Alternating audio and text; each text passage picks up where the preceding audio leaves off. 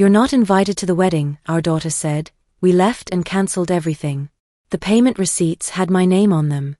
But when we showed up at Grace Methodist Church in downtown Atlanta, my daughter told me, 'You're not invited.'"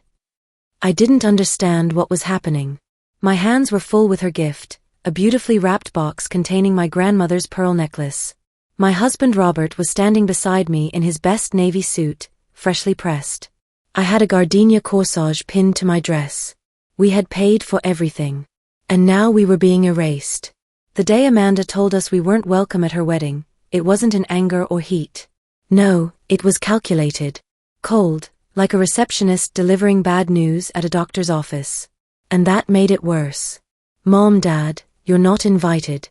This is my day. Please leave." The words hit me like ice water poured down my spine. Not one of them slipped by unnoticed. "Mom, Dad," said like a stranger addressing people she didn't know. "You're not invited," she said it clearly, directly, without shame. She wasn't nervous. She wasn't struggling to say it. She meant it. "This is my day," as if the fact that we existed, that we showed up, was an offense. "Please leave," polite on the surface, but it wasn't kindness. It was dismissal. A clear message, "Go. You're not wanted." My throat went dry. I stood there frozen, holding that silver-wrapped box. Inside was a necklace that had been in our family for 4 generations. It was cleaned and polished at Henderson's Jewelry downtown. I had been excited to give it to her. I imagined her opening it, smiling, maybe even tearing up a little. She didn't ask what was in the box. She didn't say thank you. She didn't even look at it. Behind her, some guests had turned their heads. Not because they cared, but because we had become a scene. A woman I didn't recognize, someone in a burgundy dress, gave me a look I can't forget. A mix of surprise and mild irritation, like she was watching someone get escorted out of a restaurant for not having a reservation. No one stopped to ask questions. No one said a word, not even Bradley, the groom. I looked at Amanda, really looked. Her face was calm, not angry, not conflicted, not sad, just blank. Completely blank, like I was a problem she had to solve before getting back to her big moment. Robert stood next to me, silent. I saw his hand clench into a fist. That quiet tension in his jaw that I knew too well. The kind of stillness he used when he was trying not to show pain. He had spent weeks coordinating with Patterson Photography. He had paid the deposit for Magnolia Manor from his own retirement account. She didn't thank him. She turned and walked away.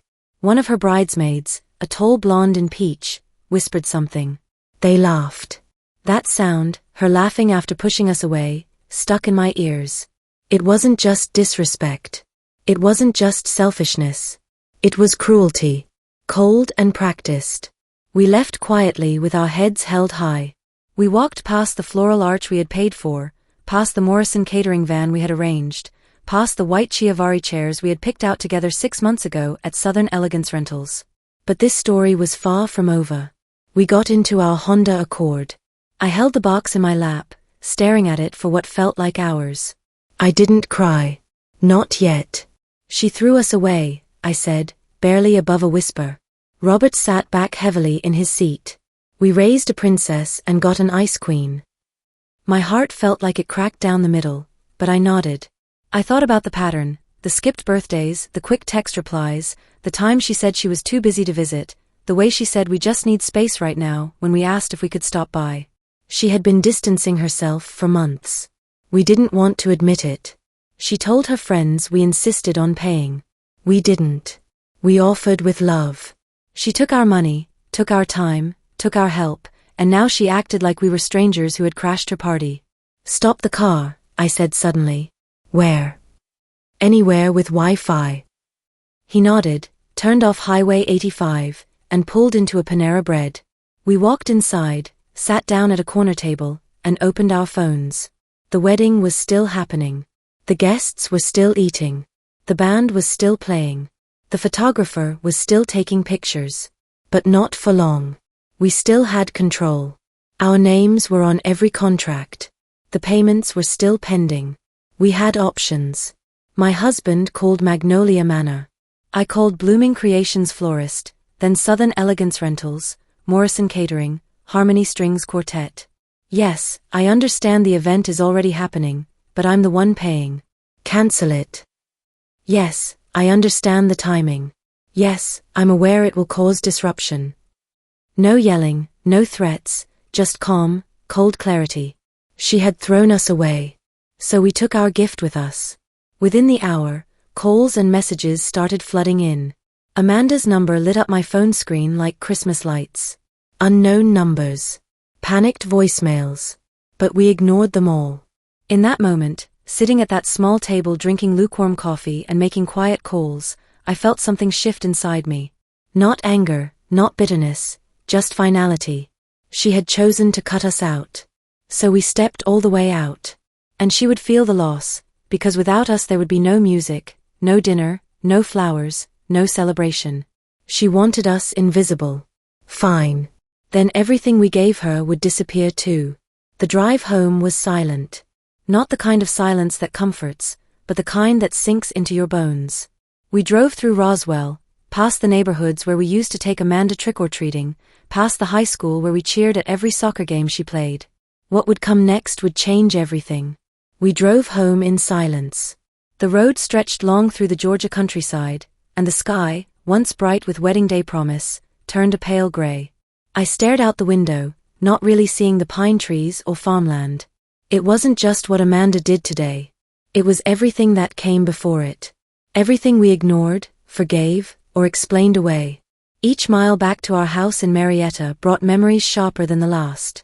They kept stacking one on top of the other until I couldn't breathe. I remembered when Amanda was 16 and we bought her first car, a reliable Toyota Camry from Davidson Honda. Not brand new, but safe and dependable. She didn't say thank you then either. Just took the keys and drove straight to her friend Courtney's house. I didn't ask for a used one, she had muttered. Robert laughed it off. I told myself she'd appreciate it later. She never did. Then there was college at University of Georgia. We co-signed the student loans, paid her rent the first year at University Village Apartments, sent care packages with handwritten notes and homemade chocolate chip cookies. She called when she needed something, but rarely just to talk. When she graduated, she invited us to the ceremony. We sat in the nosebleed section while she posed for pictures with Bradley's family afterward. We had to ask a stranger to take one photo of just the three of us. And still we smiled. We told ourselves it was her age, that she'd mature. But it didn't stop. When she got her first job at Hartwell Marketing, we helped her move into a loft in Midtown. Bought her furniture from West Elm. Spent 2 weekends assembling IKEA pieces and hanging artwork. She said thanks once. No hug, no card. Just left to meet friends at the varsity for dinner. The signs were there. Years of small dismissals, quiet rejections, subtle erasure. But we kept showing up because that's what parents do, right? We give, we stay, we hope. When we finally got home to our 2-story colonial on Maple Street, I didn't even go inside right away. I sat on our front porch swing, holding that silver-wrapped box. That pearl necklace had been my grandmother Ruby's. She wore it at her wedding in 1943. I had worn it at mine in 1995. Amanda had once played with it as a child, spinning in front of my bedroom mirror, saying, "I want this when I get married, Mama." She didn't even glance at the box today. Inside, I heard Robert on the phone, his voice calm but sharp, that tone that only came out when he'd reached his breaking point. He was calling our credit card company, disputing charges, stopping payments. I finally went inside and set the box on our kitchen table, sitting across from it like it was a person I needed to confront. Then I opened my laptop. What I found there would reveal the depth of our daughter's betrayal. Emails. Dozens of them. All the wedding planning we had been looped into, then slowly pushed out of. The digital trail of our dismissal was right there in black and white. We decided to go with Sweet Caroline's Bakery instead. Can you just send the cake deposit directly to the wedding planner? It'll be easier. We moved the rehearsal dinner to Friday afternoon at Canoe Restaurant. Hope that still works for you. Hope. They always hoped, but never asked.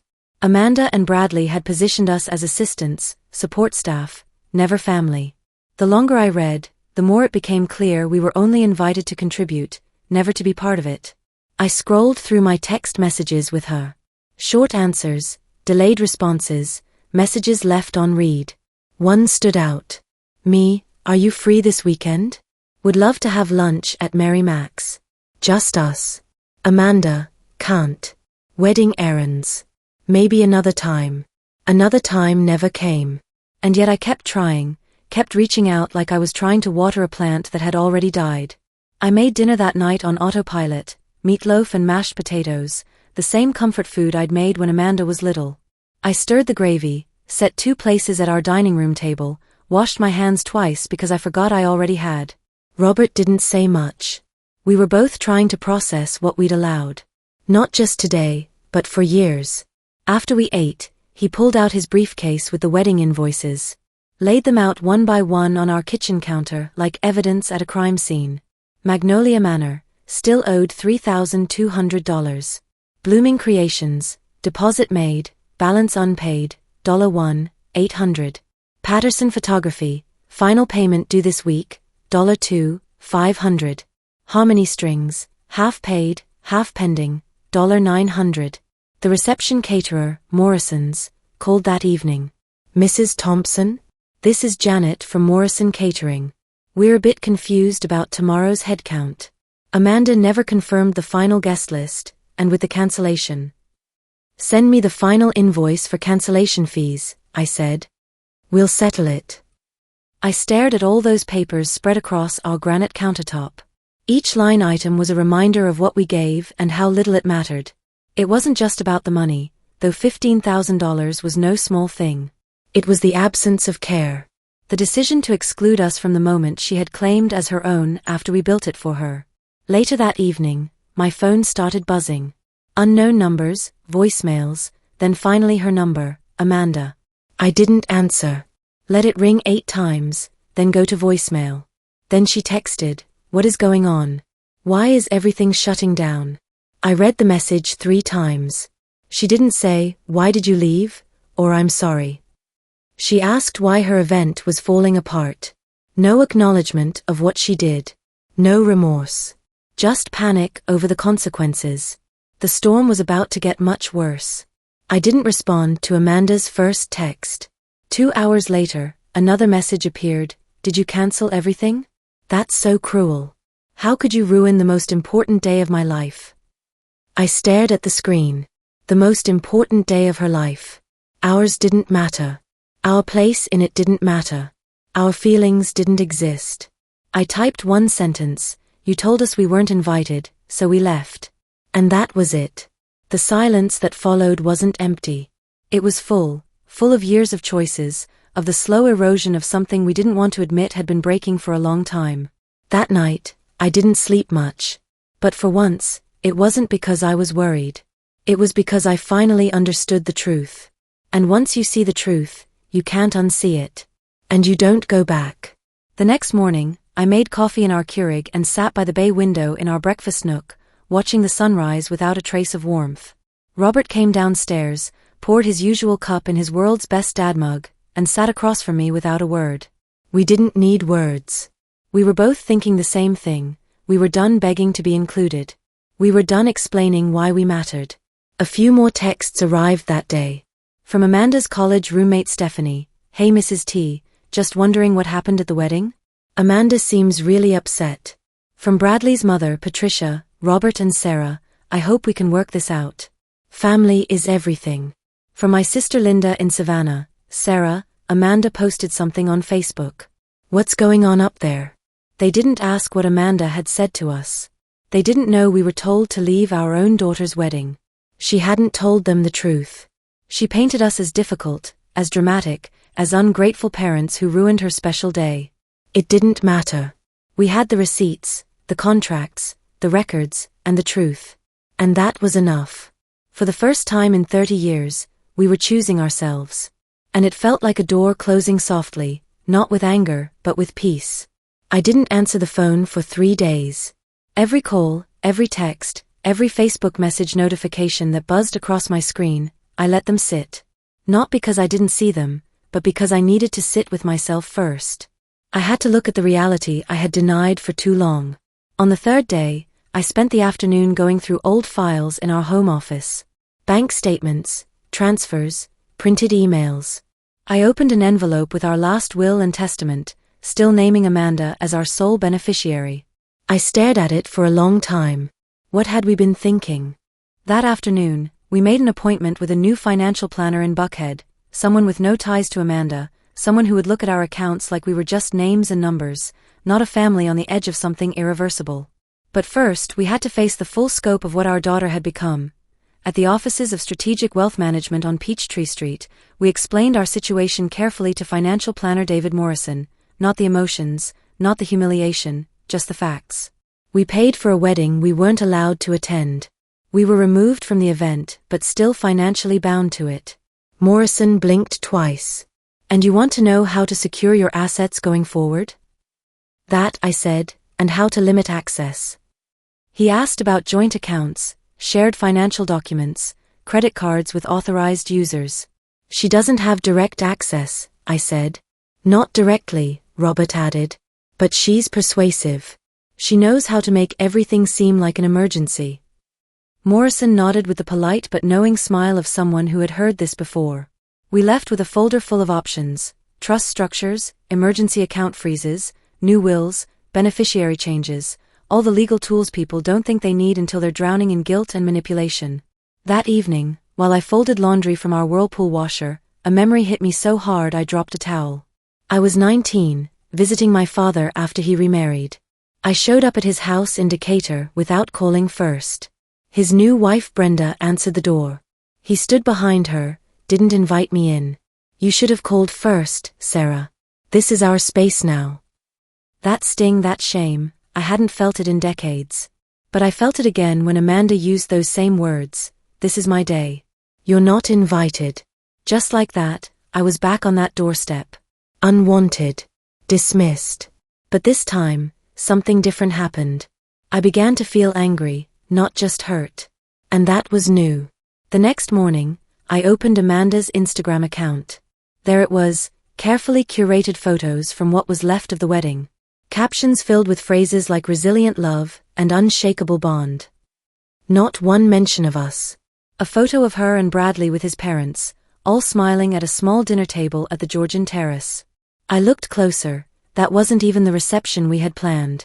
She had cobbled something together after we left, probably used the hotel's restaurant. Another picture, her and Bradley standing beside a simple floral arrangement, not the elaborate arch from Blooming Creations that we had ordered. That must have been packed up when the florist left. And still, she pretended it all went smoothly. She didn't just exclude us. She erased us. My phone buzzed. This time it was a number I didn't recognize. Hello? Is this Amanda's mother? Yes. Hi, my name is Jennifer. I work for Blooming Creations. We handled the floral arrangements for your daughter's wedding yesterday. We received a partial cancellation order, but the event continued. I just wanted to clarify billing. Partial cancellation. I realized Amanda must have tried to salvage what she could, probably called vendors in a panic after we pulled our payments. Send the final invoice to me directly, I said. We'll settle all outstanding cancellation fees. Nothing more. Understood. After I hung up, I pulled out our folder of financial documents again. Trust agreements, account transfers, contingency plans.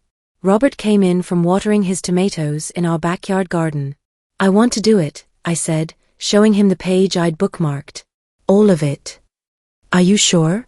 We've spent 30 years thinking she'd come around. He didn't argue. He knew what I knew, she wasn't coming around. She was doubling down. The final confrontation was about to begin. By the end of that week, we had met with attorney Sarah Mitchell at Mitchell & Associates downtown. We set up new documentation, removed Amanda from automatic inheritance, changed access to all joint accounts, and established a trust with clear boundaries. You don't have to justify this, Mitchell said, reviewing our paperwork. You're protecting yourselves. That's what responsible people do.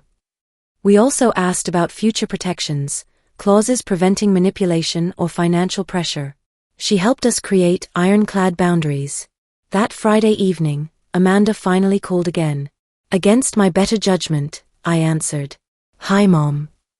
Just hearing her voice made something cold rise in my chest. Hi. I feel like everything spiraled out of control. I didn't mean to hurt you. I just needed the day to be perfect. I waited. I thought you understood how much pressure I was under. You know how weddings are. Classic blame shifting. No accountability. You told us to leave, I said simply. I didn't mean it like that. You said we weren't invited. Silence. Then, can we just move past this? No, I said. What do you mean? I mean we're not going to pretend it didn't happen. And we're not going back to how things were. She started crying, tears that came 30 years too late. I don't know what else to say. You said enough. You made your choice. Now we're making ours. I could have yelled. I could have screamed about all the things she had taken from us, the way she had used our love like an unlimited credit line. But I chose to remain calm, because sometimes silence is the sharpest answer. I hung up. It was quiet afterward, but it was the right kind of quiet. The next Monday, I finalized everything. Every document updated, signed, notarized, and legally sealed. Amanda was no longer the default heir, not out of spite, but out of necessity. We weren't punishing her. We were protecting ourselves. When Amanda found out about the legal changes, the calls didn't just come from her, they came from everyone. Extended family, mutual friends, people I hadn't spoken to in years. She had rallied them all. This is vindictive. You're being cruel. She's your daughter. She was emotional, but this goes too far. Be the bigger person. But one message stood out, from my younger sister Linda. I saw what Amanda posted online, then I remembered all those times over the years when you were always fixing her problems, always bailing her out. I get it now. I'm proud of you for finally choosing yourself. For once, someone saw me. 3 months have passed since that day at Grace Methodist Church. Amanda and I don't speak. She's moved on, posted pictures of her new apartment, her job promotion, her perfect life. I'm not in any of those pictures, and that's exactly how I want it. Robert and I took a long weekend trip to Savannah last month, the first vacation in years where we didn't worry about Amanda's needs, her schedule, her approval. We walked through Forsyth Park, ate at Leopold's ice cream, and talked about painting our kitchen blue. I've started seeing a counselor, Dr. Patricia Hayes, not to talk about Amanda, but to understand how I disappeared so completely into motherhood that I forgot I was a person too. She asked me a question that stopped me cold. What would your life have looked like if you hadn't been a parent? I'm still working on that answer. The pearl necklace sits in my jewelry box now, waiting for someone who will treasure it. Maybe someday I'll have a granddaughter who will appreciate its history. Or maybe I'll donate it to a young bride who will value what it represents. Either way, it won't go to someone who sees love as a transaction. If you've ever felt invisible in your own family, you're not alone. And if you've ever stayed silent to keep the peace, maybe it's time to let your voice be heard. Sometimes the most powerful thing you can do is walk away with your dignity intact. Some doors, once closed, should stay that way.